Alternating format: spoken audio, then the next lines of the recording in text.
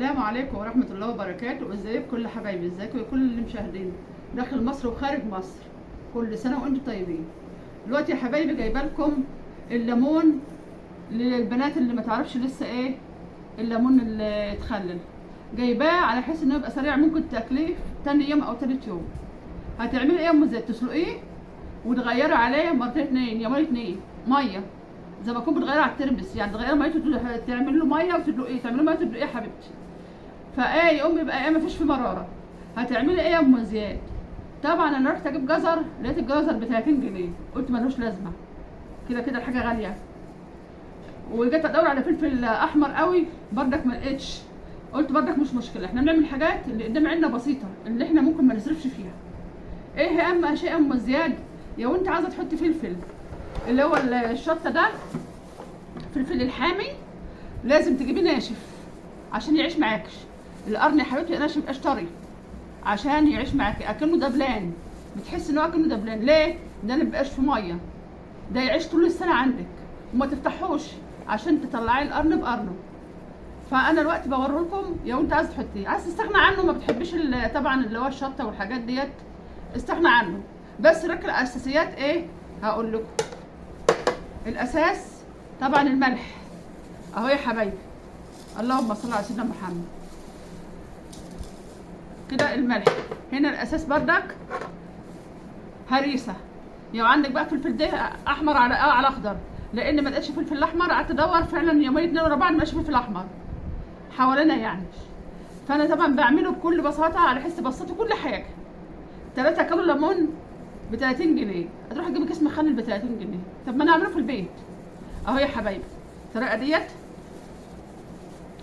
كده اهوت، واقلب بقى طبعا كده اهوت.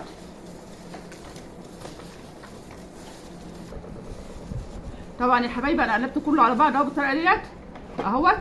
انا سلقت الليمون الاول يا حبيبتي، بس اوعي تهري منك، اسلقيه نص سلقه كده وغيري عليه مرتين وثلاثه اكنه ترمس مر، يقوم يطلع المراره اللي فيه. وجيت عملت ايه؟ هتاكليه تاني يوم على طول. عاوزه تحفظيه طول السنه، بتحطيه في التلاجة على اول رف من التلاجة، يفضل عندك طول السنه للسنه وما تحمليش همه. تاخدي منه بالمعلقه وتفضل عندك في التلاجة لغايه ما يخلص. فانا بوري البنات اللي كل حاجه بسهوله عشان ما تزهقوش. طبعا بصهم، وفي حله واحده عملت اهوت، ولا بهدله ولا اي حاجه. عاوزه تحطي شطه حطي، مش عاوزه تحطي براحتك. عاوزه تحطي فلفل احمر ماشي، عاوزه يعني اللي انت عاوزه تضيفيه ده فيه. عاوزه تحطي جزر ماشي، انا ما بحطش جزر لان انا بس بحب الليمون. فانا عشان كده حبايبي انا بوريه لكم. وخليكم بقى معايا اما اعبيه في البطرمان ونشوف. بسم الله الرحمن الرحيم، اللهم صل على سيدنا محمد. اللهم صل على سيدنا محمد. دلوقتي يا حبايبي عبيته في البطرمان اهوت، حطيت له شويه ميه بقى بالشكل ده. هعمل ايه بقى ام زياد؟ اهو يا حبايبي. وهنا بقى ايه؟ الفلفل الناعم بردك فوق الوش اهو. تعملي ايه يا ام زياد؟ اهو هقلبه كده بقى ايه بالبطرمان اهو يا حبايبي. اللهم صل على سيدنا محمد. بصوا شكله اهو يا حبايبي، بصوا شكله حبايبي اهو. ايه رايكم في الحلاوه دي؟ حاجه بسيطه اهي. عفوا اهو يا حبايبي. تخليل بسيط. 2 كيلو ونص ليمون، البطرمان ده خده ب 25 جنيه، ونص كيلو فلفل ب 6 جنيه، وبطرمان مخلل عندي اهو. احطه في التلاجة يقعد عندي سنه اهو، واكل منه. ممكن اكل منه من بكره اهو يا حبايبي. طبعا يا حبايبي انا بعمله، في ناس بتحط عليه جزر وفي ناس بتحط عليه حاجات كتير، بس انا بعمل الحاجات دي على قد الناس اللي قد حالها يا حبايبي، زي ما قلت قبل كده.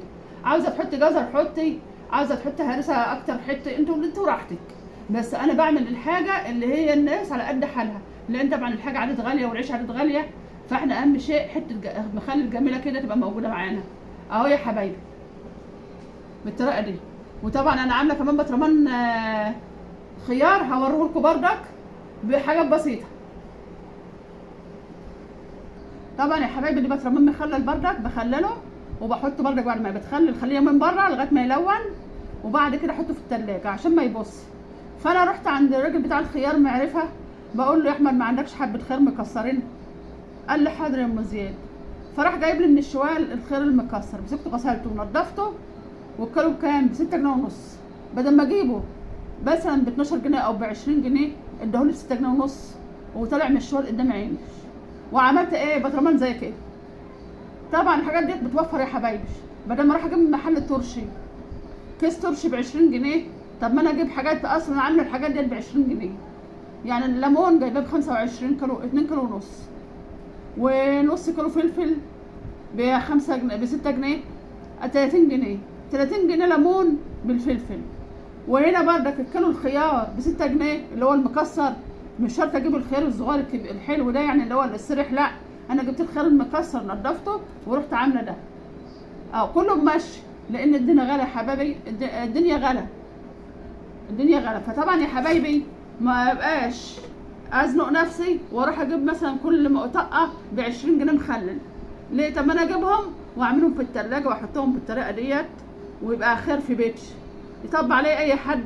اروح مقدمه في طبق مشكله طبق، عاوزه اعمل جزر اعمل، عاوزه اعمل بصل اعمل، كل حاجه ممكن تعملها سهله في البيت وكل حاجه. بس الزيتون غالي بصراحه، انا قلت حرام ان انا اجيبه 90 جنيه الكيلو، مش هيقعد شهر عندي. يعني انا لو جبت كيلو مش هيقعد شهر. لما كان رخيص كان راح بيجيب ب5 كيلو. طب ما احنا ليه؟ وجاي اللفت وجاي الارنبيت وجاي كل حاجه ممكن نخللها. فانتوا حبايبي شطروا يا بنات يا صغيرين، ما تكسلوش حبايبي، ما حدش يكسل، لان كل ده خير في البيت وبوفر لك. ويا رب الفيديو بتاعي يعجبكم، والمخلل بتاعي البسيط كده يعجبكم، وكل سنه وانتم طيبين. وما تحاولوش تصرفوا كتير، والبساطه احسن. كل ما يكون الدنيا بساطه بتعيشوا. ومحدش يا حبايبي ينسى الاشتراك اللي شفنا اول مره. وطبعا حبايبي اللي بيعملوا لايكات انا بشكرهم جدا جدا جدا، وجعلوا في ميزان حسناتكم يا حبايبي كده. واقول لكم السلام عليكم ورحمه الله وبركاته يا كل حبايبي، وربنا يديكم اللي نفسكم فيه.